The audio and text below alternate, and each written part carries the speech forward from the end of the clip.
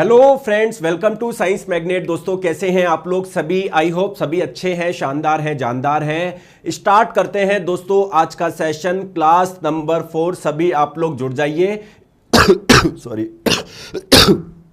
इस क्लास की पीडीएफ आप लोगों को Telegram channel science by Neeraj sir से आप लोगों को मिल जाएगी। चलिए दोस्तों, और 31 तारीख को आप लोग सभी रेडी रहिएगा। परसों रात को 8 बजे एक बड़ा अनाउंसमेंट होने वाला है। वो क्या होगा, बेहतरीन होगा, जो भी होगा। चलिए स्टार्ट करें दोस्तों आज का सेशन। जी सर, चलिए पहला क्वेश्चन आपकी स्क्रीन पे ये रहा। दोस्तों घर में जो न्यूट्रल वायर होता है उसका कलर क्या होता है, ये आप लोगों को बताना है। देखिए दोस्तों, जो वायर होते हैं यानी जो तार होते हैं वो 3 प्रकार के होते हैं। एक होता है दोस्तों लाइव वायर, एक होता है आपका न्यूट्रल वायर, और एक होता है आपका अर्थिंग वायर। दोस्तों क्या तीनों का काम आप लोगों को पता है क्या? जैसे कोई भी उपकरण हो, जैसे मान लेते हैं टीवी, ये एक उपकरण है, तो आप लोगों को पता होगा टीवी चलेगा कैसे। इसका दोस्तों जो वायर होगा, आप वो जब लगाओगे स्विच में तभी तो चलेगा। अब एक्चुअली में इसमें 3 प्रकार के वायर होते हैं दोस्तों। एक वायर तो वो जो टीवी तक करंट लेके जाएगा उसे बोलते हैं लाइव वायर, और ये जो लाइव वायर होता है वो कौन से कलर का होता है? रेड कलर का होता है दोस्तों। एक अब देखो, ये जब करंट अंदर जाती है तो वापस बाहर भी आएगी, तो उपकरण से जब करंट वापस आएगी वो जिस वाले वायर से आती है उसे आप लोग क्या बोलते हैं? Neutral wire. और जो न्यूट्रल वायर होता है वो क्या होता है? ब्लैक कलर का होता है दोस्तों। अर्थिंग वाले वायर का काम क्या होता है? मान लीजिए दोस्तों इसमें करंट जब गई थी, कुछ करंट दोस्तों मान लो इसी में रह गई, तो आप लोग हाथ लगाओगे तो वो करंट आपकी बॉडी में हो जाएगी ना। तो अगर मान लो यहां पर कोई करंट लीक हो गई तो उस करंट को हम लोग कहां पर डाल देंगे? अर्थ में डाल देंगे, अर्थ में डाल देंगे। तो इससे उस करंट को बाहर जिस वायर से आती है उसको बोलते हैं अर्थिंग वायर। और अर्थिंग वायर का कलर क्या होता है दोस्तों? ग्रीन होता है दोस्तों। मेरे से बोला नहीं जा रहा है, तबीयत बहुत ज्यादा खराब हो रही है। चलो एनीवे, अमीबा का आकार क्या होता है दोस्तों? अमीबा एक सूक्ष्म जीव है, इसकी पूरी बॉडी में एक ही कोशिका पाई जाती है। तो मैं बोलूं अमीबा का आकार कैसा होता है, या अमीबा की कोशिका का आकार क्या होता है? तो इसका कोई फिक्स शेप नहीं होता। करेक्ट आंसर आपका हो जाएगा ऑप्शन नंबर सी। इसका आकार या इसकी आकृति बदलती रहती है। अगर मैं बोलूं हमारी बॉडी की ऐसी कौन सी कोशिका है जिसका कोई फिक्स शेप नहीं है, उसकी आकार उसकी आकृति बदलती रहती है, बताओ? तो हमारी बॉडी में जो व्हाइट ब्लड सेल यानी श्वेत रक्त कोशिका पाई जाती है उसके साथ में भी ऐसा ही है। चलिए नेक्स्ट क्वेश्चन दोस्तों, सिंधी और साहीवाल दो ये देसी नस्ल है किसकी? गाय की। तो आप लोगों को बताना है सिंधी, रेड सिंधी होता है इसका पूरा नाम है ना, रेड सिंधी, या मैं बोल दूं लाल सिंधी। लाल सिंधी और साहीवाल ये 2 नस्ल होती है ना गाय की। आप लोगों को बताना है इन नस्लों की क्या विशेषता है, क्या ये बहुत ज़्यादा दूध देती है या क्या देती है? दोस्तों ये आसानी से बीमार नहीं पड़ती है ना, इनकी जो प्रतिरोधक क्षमता होती है काफ़ी अच्छी होती है। करेक्ट आंसर आपका हो जाएगा ऑप्शन नंबर सी। देखो एनसीईआरटी में लिखा हुआ है कि रेड सिंधी और साहीवाल, सॉरी देखो आई एम रियली सॉरी। हाँ लॉक, रुको कहाँ पर है? इंक्रीज बाय इंक्रीजिंग लैक्टेशन पे एक्सोटिक और foreign breed for example are selected for long lactation while local breed. ठीक है, सॉरी दोस्तों, रेड सिंधी और साहीवाल जो होती है ना, ये किसके लिए जानी जाती है? लॉन्ग लैक्टेशन पीरियड, यानी दोस्तों ये आप लोगों के अधिक समय तक दूध देगी। जैसे मान लीजिए कोई जब बच्चे को जन्म देती है तो क्या होता है, मान लीजिए कोई 1 महीने तक दूध देता है, कोई 4 महीने तक, कोई 10 महीने तक, तो इनका जो लैक्टेशन पीरियड होता है वो काफ़ी ज़्यादा होता है। ठीक है, तो हाई लैक्टेशन पीरियड होगा इसमें। क्लियर है? अब बात करें दोस्तों, और साथ में show excellent resistant to disease. दोस्तों जो बीमारी के प्रति जो प्रतिरोधक क्षमता होती है वो भी काफ़ी ज़्यादा होती है। ठीक है, तो यार इसमें ऑप्शंस में कुछ गड़बड़ लग रहा है। देखो तो milk production can be increase by, सही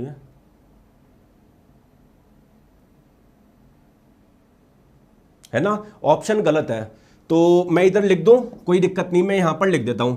दोस्तों इनका क्या है, जो लैक्टेशन पीरियड होता है वो काफी ज्यादा होता है, मतलब ये काफी अधिक समय के लिए दूध देगी जब अपने बच्चे को ये जन्म देगी। ठीक है, चलिए आ जाऊं। चलिए नेक्स्ट क्वेश्चन आपकी स्क्रीन में, समान वृत्तीय गति में कण का वेग क्या होता है? देखिए दोस्तों, कोई एक वस्तु है, अगर वो यूनिफॉर्म सर्कुलर मोशन कर रही है, एक समान वृत्तीय गति कर रही है ना। जैसे मान लीजिए दोस्तों, कोई एक बच्चा है, वो यूनिफॉर्म सर्कुलर मोशन कर रहा है, एक समान वृत्तीय गति कर रहा है, तो इस दौरान क्या होता है? बहुत जनों को लगता है एक समान वृत्तीय गति का मतलब होता है वेग का मान समान होना। नहीं, देखिए दोस्तों, अगर मान लीजिए कोई बच्चा है, अगर इसकी चाल है 10 मीटर पर सेकंड, अगर यह इसी चाल से 10 मीटर पर सेकंड के चाल से ही आपका घूमता जा रहा है, घूमता जा रहा है, घूमता जा रहा है ना, तो अगर कोई वृत्तीय पथ पे गति कर रहा है और अगर उसका चाल का मान बदल नहीं रहा, तो इसको बोलते हैं एक समान वृत्तीय गति या समान वृत्तीय गति। ठीक है, तो समान वृत्तीय गति में क्या होता है? चाल का मान क्या रहता है? कांस्टेंट होता है। अब देखिए दोस्तों, वेलोसिटी यानी वेग एक सदिश राशि है। अब देखो, सदिश राशि है यानी ये परिमाण पे भी निर्भर करती है और दिशा पे भी। देखिए, पहले इसकी दिशा ऐसी थी, फिर ऐसे थी, अब ऐसी होगी। अगर कोई वृत्तीय पथ पे गति कर रहा है तो उसकी दोस्तों दिशा बदलेगी ही बदलेगी, तो वेग का मान आपका बदलेगा ही बदलेगा। ठीक है, तो वेग का मान क्या होता है? वेरिएबल होता है, बार बार बदलता रहता है। लेकिन स्पीड यानी चाल का मान क्या होता है? कांस्टेंट होता है। आगे बात समझ में? चलिए बताएंगे। घरेलू विद्युत परिपथ में जो उपकरण होते हैं वो कैसे जोड़े जाते हैं? देखिए दोस्तों, अगर आप लोगों ने उपकरण को सीरीज यानी श्रेणी में जोड़ दिया, जैसे मान लीजिए दोस्तों कोई ये एक बल्ब है ना, कोई मान लीजिए ये एक टीवी है और मान लीजिए ये कोई एक फ्रिज है। अगर आपने इनको सीरीज में जोड़ दिया तो क्या होगा? जैसे मान लो अगर ये उपकरण खराब है तो मान लीजिए इसमें करंट नहीं जा रही है, तो फिर करंट इसमें भी नहीं जाएगी, इसमें भी नहीं जाएगी, आपके कोई भी उपकरण काम नहीं करेगा। अगर दोस्तों मान लीजिए आपने समांतर में जोड़ा, ये बल्ब है, ये टीवी है या फ्रिज है, तो दोस्तों अगर एक दूसरे के पैरेलल यानी समांतर में जोड़ा तो क्या होगा? अगर मान लो ये खराब है तो करंट लेकिन इसमें और इसमें तो जाएगी जाएगी। तो हमारे घर में जो आप लोगों के उपकरण होते हैं वो हम लोग किस में जोड़ते हैं? समांतर में जोड़ते हैं। Correct answer option number B. Sir मेरा टेक्नीशियन में सिलेक्शन हुआ है, आपसे मिलना चाहता हूँ, कहाँ मिल सकता हूँ? दोस्तों कल आप कॉलिंग टीम को कॉल कर लीजिएगा, है ना, वो बता देंगे 7374019437। आ गई बात समझ में? चलिए नेक्स्ट क्वेश्चन। कोशिका में गोल्जी बॉडी की अनुपस्थिति किसे प्रभावित करेगी? देखिए दोस्तों, कोशिका के अंदर एक कोशिकांग है जिसका नाम है गोल्जी बॉडी, हिंदी में बोलेंगे गोल्जी काय। देखिए ये काम क्या करता है? जैसे मान लीजिए दोस्तों, प्रोटीन का निर्माण कहां से होता है? प्रोटीन और फैट का एंडोप्लाज्मिक रेटिकुलम यानी अंतःप्रद्रवी जालिका के द्वारा होता है। मान लीजिए दोस्तों, एक कोशिका से दूसरे कोशिका में आपको प्रोटीन भेजना है, तो उस प्रोटीन की प्रॉपर पैकिंग करनी पड़ेगी। क्लियर है? उसमें थोड़ा सा मॉडिफिकेशन करना पड़ेगा जिससे एक कोशिका से दूसरी कोशिका में वो आसानी से जा सके। ठीक है, उसकी प्रॉपर उसकी पैकेजिंग करनी पड़ेगी, पता पड़े प्रोटीन के साथ में कुछ और नहीं आ जाए। या कोशिका में एक जगह से दूसरी जगह पर आप लोगों को लेके जाना है तो उसमें भी आप लोगों को पैकिंग करनी पड़ेगी। तो कार्य कौन करता है? गोल्जी बॉडी करता है। तो गोल्जी बॉडी अगर नहीं होगा तो कोशिका के अंदर ही आपको एक जगह से दूसरी जगह पर प्रोटीन का या किसी और पदार्थ का परिवहन करना है या कोशिका से बाहर करना है तो काफी समस्या आ जाएगी। करेक्ट आंसर आप लोगों का क्या हो जाएगा? ऑप्शन नंबर बी हो जाएगा। क्लियर है क्या? क्लियर है?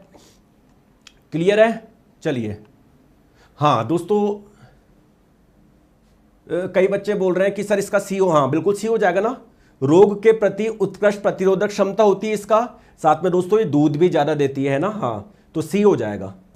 भाई ये नहीं कर सकते क्योंकि ऑप्शन नंबर ये बोल रहा है कि इनकी है ना रोग प्रतिरोधक क्षमता कम होती है, लेकिन ये तो ऑप्शन नंबर सी में तो है ना। हाँ, तो सी इसका आंसर हो जाएगा। चलिए आ जाओ नेक्स्ट क्वेश्चन आपकी स्क्रीन पे। दोस्तों किशोरावस्था के दौरान लड़का हो या लड़की हो उनकी बॉडी में काफी चेंजेस आते हैं। ठीक है, तो पहले तो उन चेंजेस की बात करते हैं जो लड़कियों में भी देखने को मिलते हैं, जो लड़कों में भी देखने को मिलते हैं ना, जो दोनों में कॉमन होते हैं। कॉमन क्या होते हैं दोस्तों? जो आर्मपिट जो होती है, जिसे कांक बोलते हैं, यहां पर बाल आना, जननांगों में बाल आना, पुरुषों के जननांग में भी और महिला मतलब लड़के के जननांग में भी और लड़की के जननांग में भी बाल आते हैं। ठीक है, आगे बात समझ में। दूसरी बात, दोस्तों पैर, हाथ और चेहरे पर छोटे छोटे से रोम से आ जाते हैं, ठीक है। महीन मतलब पोर्स, छोटे छोटे छेद हो जाते हैं। जो स्किन होती है वो थोड़ी क्या होती है, ऑयली हो जाती है। और लड़के को लड़की के प्रति और लड़की को लड़के के प्रति थोड़ा सा क्या हो जाता है, उनमें अट्रैक्शन होता है।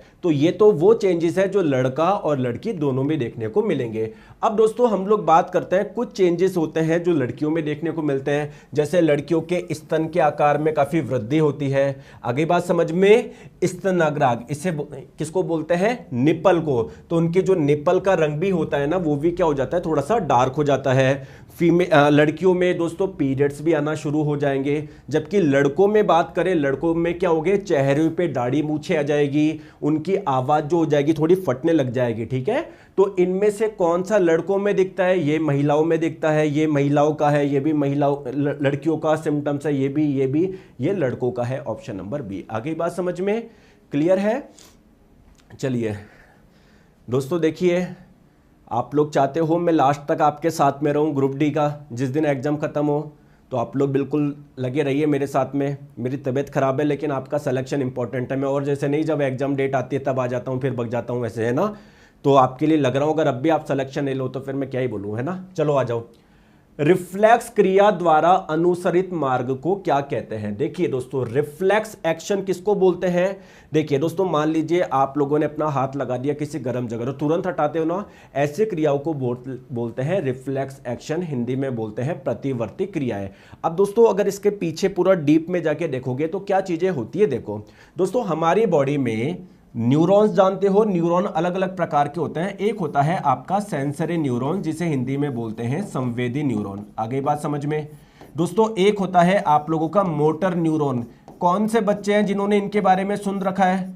अगर नहीं सुन रखा तो इसका मतलब यार आपने तो पढ़ाई नहीं करी है, और फिर कैसे आप लोग लोगे सिलेक्शन। चलिए बात करते हैं, जैसे मान लीजिए आपने कोई गर्म चीज को हाथ लगा दिया, तो वो न्यूरॉन जो इस चीज को सेंस करते हैं उसे आप लोग बोलते हैं सेंसरी न्यूरॉन्स। तो सेंसरी न्यूरॉन्स आप लोगों के मैसेज लेकर जाएंगे, कहां तक लेके जाएंगे, आपकी स्पाइनल कॉर्ड यानी मेरुरज्जु। फिर वहां से मैसेज आएंगे कि भाई हाथ हटा, तो जो मैसेज लेकर आ रहे हैं उसे बोलेंगे मोटर न्यूरॉन। और सेंसरी न्यूरॉन और मोटर न्यूरॉन को आपस में जो कनेक्ट कर रहा है उसे बोलेंगे आप लोग रिले न्यूरॉन। तो दोस्तों एक पूरा एक रास्ता बन रहा है ना एक, इसे आप लोग क्या बोलते हैं, रिफ्लेक्स आर्क बोलते हैं। ऑप्शन नंबर बी इसका करेक्ट आंसर हो जाएगा। आगे बात समझ में क्लियर है। चलिए बहुत बढ़िया। कैल्शियम हाइड्रोक्साइड के क्लोरीन गैस से अभिक्रिया करवाओगे तो क्या बनता है। आपको सभी को पता है कि जब हम लोग कैल्शियम हाइड्रोक्साइड की अभिक्रिया करवाएंगे क्लोरीन गैस से तो क्या बनता है, ब्लीचिंग पाउडर बनता है। अब दोस्तों ब्लीचिंग पाउडर का फॉर्मूला जो लास्ट पुरानी वाली एनसीईआरटी में ये था CaOCl2, नई वाली में क्या है, भूल तो नहीं गए, मैंने एक शॉर्ट वीडियो भी डाला था, CaOCl का होल ट्वाइस, ठीक है। CaOCl बोल दो या ClO का होल ट्वाइस बोल दो, ठीक है। तो ये आप लोग नया फॉर्मूला ध्यान रखेंगे। आगे बात समझ में, कोई परेशानी तो नहीं है। चलिए आ जाओ। लड़कों की तुलना में जो लड़कियों में यौवन अवस्था आती है वो क्या आती है दोस्तों, लड़कियों में 1-2 साल पहले आती है। इसका मतलब लड़कों की बॉडी में जो चेंज आते हैं ना किशोरावस्था के दौरान, और लड़कियों की बॉडी में भी आते हैं। तो लड़कियों की बॉडी में जितने वर्ष में पुरुष में आता है उससे 1-2 साल पहले आ जाते हैं। आगे बात समझ में। और ये ग्रुप डी 2022 में भी आया था दोस्तों। अच्छा, आप में से कितने से बच्चे हैं जिन्होंने सिलेबस पूरा कर रखा है, सर मैं तो अच्छे से रिवीजन भी कर रखा है, तो उसको तो कोई दिक्कत ही आने वाली नहीं है। कुछ बच्चे होते हैं कि सर नहीं मैंने तो पढ़ा ही नहीं, मैं तो टॉप 100 क्वेश्चन ही पढ़ा हूं आज तक। ऐसे लोगों के सिलेक्शन, जो बच्चा 3 महीने से तैयारी कर रहा है, 6 महीने से तैयारी कर रहा है, फिर उसको तो बीट ही नहीं कर सकता कोई। तो यार अच्छे ऐसे नहीं होता सिलेक्शन। आप सोचो कि हाँ भाई, जब कॉपर ऑक्साइड की हाइड्रोक्लोरिक एसिड से अभिक्रिया करवाओगे तो क्या होगा। देखिए कॉपर 2 ऑक्साइड का फॉर्मूला होता है ये CuO, ठीक है। मैं रिएक्शन करवा रहा हूं HCl से, तो क्या मिलेगा। देखिए कॉपर एक मेटल है, मेटल के जो ऑक्साइड होते हैं वो बेसिक नेचर के होते हैं, वो क्षारीय प्रकृति के होते हैं। और ये क्या है, एक एसिड है, ये एक अम्ल है। आगे बात समझ में। तो कहीं ना कहीं अम्ल और क्षार की अभिक्रिया करवा रहे हो। जब अम्ल और क्षार की अभिक्रिया करवाते हो तो आप लोगों को मिलता है सॉल्ट यानी लवण, और साथ में क्या मिलता है, वाटर मिलता है। तो देखिए दोस्तों यहाँ पर तो वाटर मिल ही नहीं रहा, क्या कॉपर ये एक सॉल्ट है क्या? वाटर तो मिल रहा है लेकिन वाटर के साथ में सॉल्ट यानी लवण मिलेगा नहीं सर।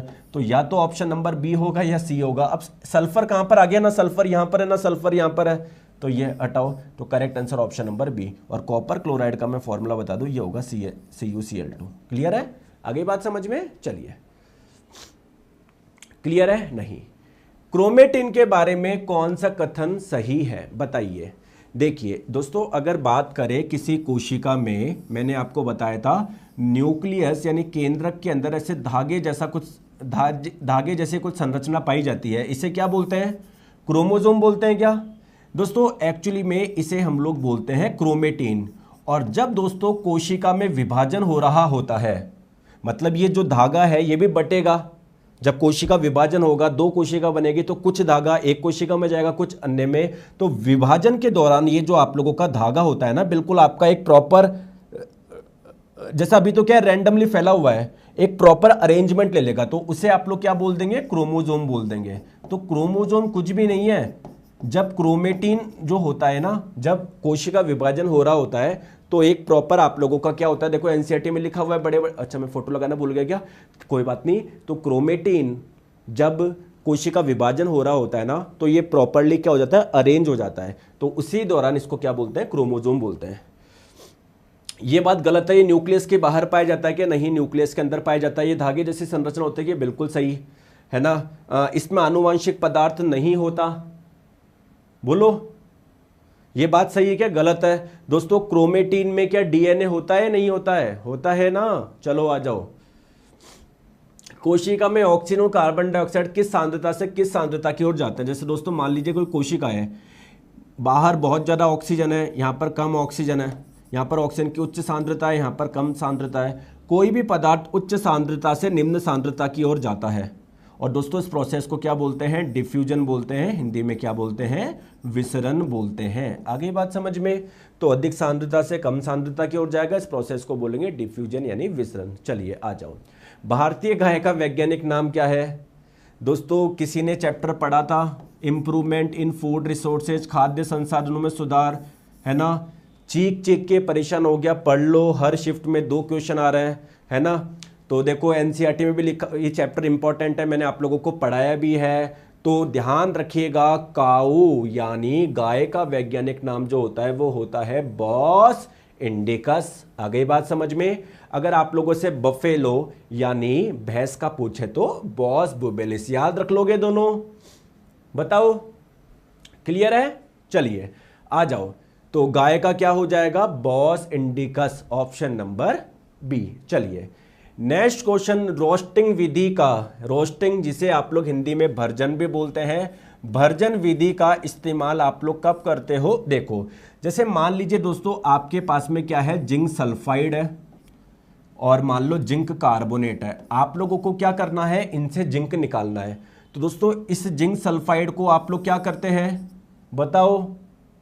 जब वायु की उपस्थिति में जब आप लोग गर्म करोगे तो क्या हो जाएगा दोस्तों? ये आपका zinc oxide plus sulphur dioxide आप लोगों को मिल जाएगा।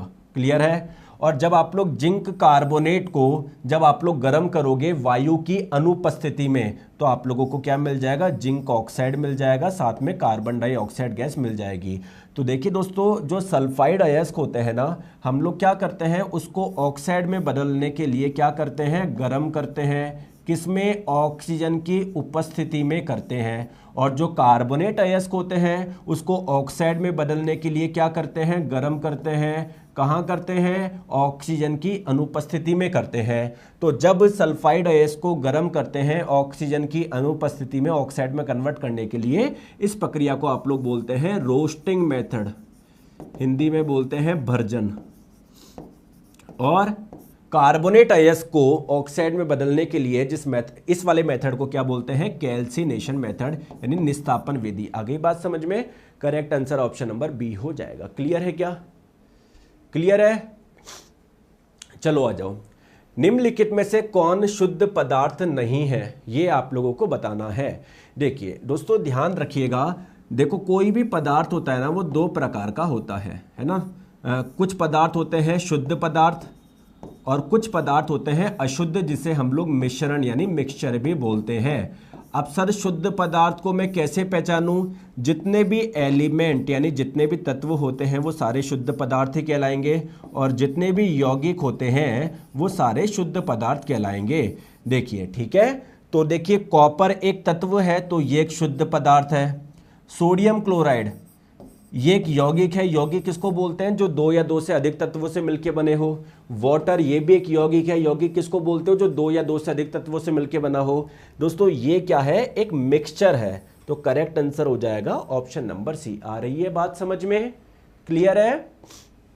चलिए, अमीटर और वोल्ट मीटर को आप लोग कैसे जोड़ते हो? देखिए दोस्तों, किसी भी सर्किट में कितनी करंट फ्लो हो रही है ये ज्ञात करने के लिए आप लोग क्या करोगे? एमीटर लगा दोगे। तो अमीटर जब इसमें से अमीटर में से जब करंट निकलेगी तो आपको पता पड़ जाएगा करंट की वैल्यू क्या थी। तो अमीटर को हमेशा आप लोग किस में जोड़ोगे? सीरीज में, श्रेणी में जोड़ोगे। अब जैसे मान लीजिए दोस्तों कोई वायर में करंट फ्लो हो रही है, आप चाहते हो इस सिरे और इस सिरे के बीच में विभवांतर कितना है ये मापने के लिए हम लोग वोल्टमीटर लगाते हैं, और वोल्टमीटर हमेशा पैरेलल लगाते हैं, है ना? हमेशा क्या लगाते हैं? पैरेलल में लगाते हैं। तो अमीटर तो लगाते हैं सीरीज में और वोल्टमीटर लगाते हैं पैरेलल में। ऑप्शन नंबर बी इसका सही आंसर हो जाएगा। ठीक है, चलिए बताओ, कौन सा अम्ल और क्षार का संयोजन उदासीन लवण देता है? देखिए दोस्तों, एसिड और बेस की जब रिएक्शन करवाते हैं तो आप लोगों को मिलता है सॉल्ट यानी लवण। अब देखिए, अगर आप लोग स्ट्रॉन्ग एसिड लोगे, वीक बेस लोगे, तो आपको लवण मिलेगा अम्लीय प्रकृति का, एसिडिक नेचर का। अगर आप लोग वीक एसिड लेते हो, स्ट्रॉन्ग बेस लेते हो, तो जो सॉल्ट मिलेगा वो आपको बेसिक नेचर का मिलेगा। स्ट्रॉन्ग एसिड स्ट्रॉन्ग बेस लेते हो तो जो सॉल्ट मिलेगा वो आपको न्यूट्रल मिलेगा। HCl एक स्ट्रॉन्ग एसिड है, प्रबल अम्ल है। सोडियम हाइड्रोक्साइड एक प्रबल क्षार है। तो दोस्तों लवण कैसा बनेगा? कैसा बनेगा? उदासीन बनेगा। सॉरी, आगे बात समझ में? चलिए, निम्नलिखित में से कौन सा अलैंगिक प्रजनन से संबंधित है? देखिए दोस्तों, प्रजनन दो प्रकार का होता है, एक होता है लैंगिक प्रजनन, एक होता है अलैंगिक प्रजनन। दोस्तों अलैंगिक प्रजनन हम लोग किसको बोलते हैं? जहां पर एक ही पेरेंट से नए जीव का, एक ही पेरेंट यानी एक ही जनक से नए जीव का निर्माण होता है। जबकि सेक्सुअल रिप्रोडक्शन लैंगिक प्रजनन में क्या होता है? दो पेरेंट होते हैं, इससे कोशिका बनेगी, इससे कोशिका बनेगी। जब वो दोनों कोशिका मिलेगी, फर्टिलाइजेशन होगा, फिर एक नया जीव बनेगा। जबकि अलैंगिक प्रजनन में ऐसा कुछ भी नहीं है। तो क्या अलैंगिक प्रजनन में निषेचन होता है? क्या गलत बात है? क्या दो जनक या दो पेरेंट होते हैं? क्या नहीं? तो इसमें निषेचन नहीं होता। Correct answer option number D. दोस्तों क्वेश्चन कैसे लग रहे हैं?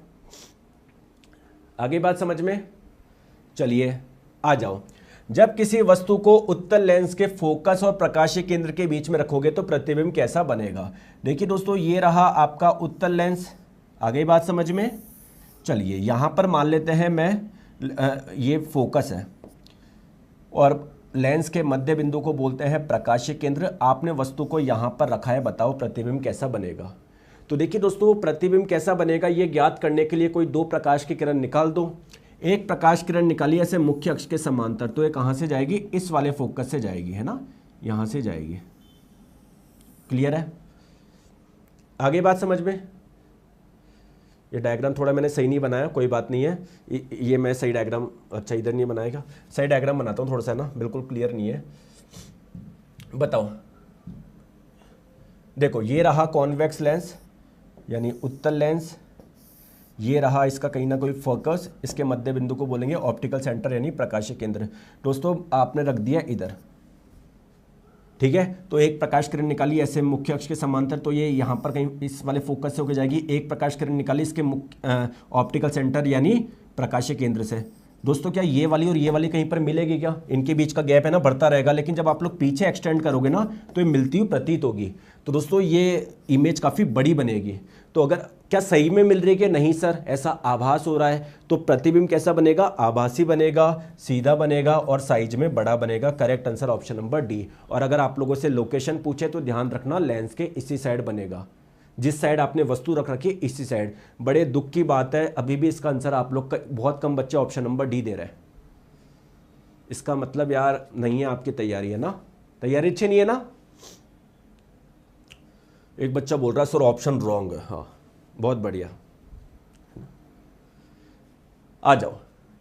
तुमको तो क्या है, पढ़ाई वढ़ाई तुमसे होती नहीं है, तुमको कोई फ्री पीडीएफ दे दो, तुम्हारे लिए कोई 99 में कोर्स ला दो, बस उसमें बावले हो जाते हो। 99 के 10 बैच खरीद लोगे, पढ़ोगे कुछ भी नहीं।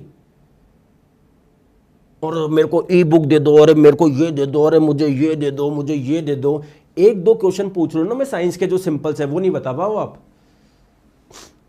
आ जाओ। पौधों को वायु द्वारा कौन सा पोषक तत्व मिलता है? दोस्तों पौधों को कई पोषक तत्व चाहिए, कुछ तो मिलते हैं दोस्तों पानी से। जैसे दोस्तों पौधों को पानी से क्या क्या मिलता है बताओ? हाइड्रोजन मिलता है, ऑक्सीजन मिलता है। दोस्तों वायु से क्या मिलता है? कार्बन बहुत जरूरी है, वो वायु से मिलती है। देखो एनसीईआरटी में लिखा हुआ है, वाटर से क्या क्या मिलेगा? हाइड्रोजन मिल जाएगा, ऑक्सीजन मिल जाएगा। वायु से उसको मिल जाएगा कार्बन और ऑक्सीजन, है ना। तो वायु से क्या कार्बन क्या मिलता है? कार्बन। और दोस्तों मिट्टी से क्या मिलते हैं? Nitrogen, phosphorus, potassium. कुछ तो बहुत अधिक मात्रा में जो चाहिए, कुछ कम मात्रा में चाहिए। ये सभी इसको कहाँ से मिलते हैं? मिट्टी से मिलते हैं। आगे बात समझ में? चलिए। वर्मी कंपोस्ट में अपघटन की प्रक्रिया को तेज करने के लिए किसका उपयोग किया जाता है? देखिए दोस्तों, खाद बनाने के लिए अलग अलग प्रकार की खाद होती है दोस्तों। एक होता है कंपोस्ट। कंपोस्ट में क्या होता है? जो आप लोगों के सब्जियों के जो वेस्ट होते हैं, छिलके वगैरह होते हैं, या जो एनिमल का जो वेस्ट होता है, जैसे गाय का गोबर वगैरह, उसको आप लोग क्या कर देते हो? एक गड्ढे में डाल देते हो। वो अपने आप है ना, उनको, क्योंकि जो मिट्टी में जो सूक्ष्म जीव होते हैं ना, वो उसको अपघटित करते हैं। फिर अपघटित होने के बाद में वो जो आपको है ना, जो वेस्ट है वो खाद में कन्वर्ट हो जाएगा। कई बार आप लोग क्या करते हो, उसमें ऊपर से केचुए डाल देते हो, जो ये प्रक्रिया को काफ़ी फास्ट कर देता है। तो ये जो खाद्य आप लोगों को मिलती है, इसे क्या बोलते हैं? वर्मी कंपोस्ट बोलते हैं इस वाली खाद को, वर्मी कंपोस्ट। आगे बात समझ में? करेक्ट आंसर आप लोगों का ऑप्शन नंबर बी हो जाएगा। चले आगे, ठीक है, आ जाओ। दोस्तों खरपतवार किसे कहते हैं? आप लोग दोस्तों मुझे एग्जाम्पल्स भी बताना, उदाहरण भी बताना। एग्जाम्पल्स यानी मुझे उदाहरण भी बताना। देखो कई बार क्या होता है दोस्तों, फसल के साथ में कुछ अनवांटेड प्लांट, छोटे छोटे प्लांट उग जाते हैं, तो उन्हें ही हम लोग बोलते हैं वीड यानी खरपतवार। Correct answer option number B. दोस्तों एग्जाम्पल बताओ। देखो ये एनसीईआरटी में लिखे हुए हैं बड़े बड़े अक्षरों में। एक तो जैंथियम, ठीक है, एक दोस्तों आप लोगों का पार्थेनियम जिसे गाजर घास भी बोलते हैं, एक साइपरस रोंटडस। 3 एग्जाम्पल दिए हुए एनसीईआरटी में, ठीक है। चले आगे, आ जाओ। मिश्रण के घटकों को किस विधि से अलग किया जाता है? तो दोस्तों मिश्रण, जैसे पानी में आपने पत्थर मिला दिया तो आप लोग सिंपल छान लो, मतलब फिजिकल मेथड से आप लोग अलग कर सकते हो, कोई रिएक्शन करवाने की जरूरत नहीं है। जो यौगिक होते हैं ना, उसके वो जिससे मिलके बना होता है, अगर आप लोग उसमें उसे तोड़ना चाहते हो तो आप लोगों को कुछ रिएक्शन, कुछ केमिकल मेथड की आवश्यकता होगी। चलिए बताएंगे। कार्बन डाइसल्फाइड में घुला हुआ सल्फर किसका उदाहरण है?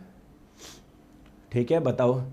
तो देखिए दोस्तों, कोई फिक्स तो है नहीं कि कार्बन डाइसल्फाइड में आप लोग 5 ग्राम में सल्फर घोलोगे या 10 ग्राम में घोलोगे। मान लो आपने इसमें कुछ सल्फर घोल दिया, तो ये क्या बन रहा है आपका? कोई फिक्स रेशो तो है नहीं, तो ये मिश्रण बन रहा है। मिश्रण 2 प्रकार के होता है, समांगी और विषमांगी। बड़ा दुख की बात हो रही है। बहुत बढ़िया, वेरी गुड यार, है ना। और माता पिता आपके सपने सोच रहे हैं कि यार मेरा बेटा तो तैयारी कर रहा है, ग्रुप डी रेलवे में लगेगा इस बार, एलपी बनेगा, टेक्नीशियन बनेगा, और बेटे ने तो सिलेबस ही पूरा नहीं करा। मतलब बड़े दुख की बात है, आप लोग मुंह उठा के तैयारी करने आ जाते हो, लेकिन सिलेबस ही पूरा नहीं करते आप लोग। और जो बच्चा सिलेबस करता है उसके बाद में क्या करना होता है? उसको बस बार बार रिवीजन। लेकिन आपने सिलेबस ही पूरा नहीं किया है। केमिस्ट्री में मैंने पढ़ाया नहीं था, मिश्रण 2 प्रकार के होता है, समांगी मिश्रण, विषमांगी मिश्रण। समांगी मिश्रण के मैंने एग्जाम्पल आप लोगों को बताए थे, नोट्स उठा के देखो कि उसमें एक एग्जाम्पल लिखा हुआ है क्या? Sulphur in carbon disulphide. जब कार्बन डाइसल्फाइड में सल्फर डालते हो तो ये किस प्रकार का मिश्रण है? समांगी मिश्रण है। बोलो बोलो।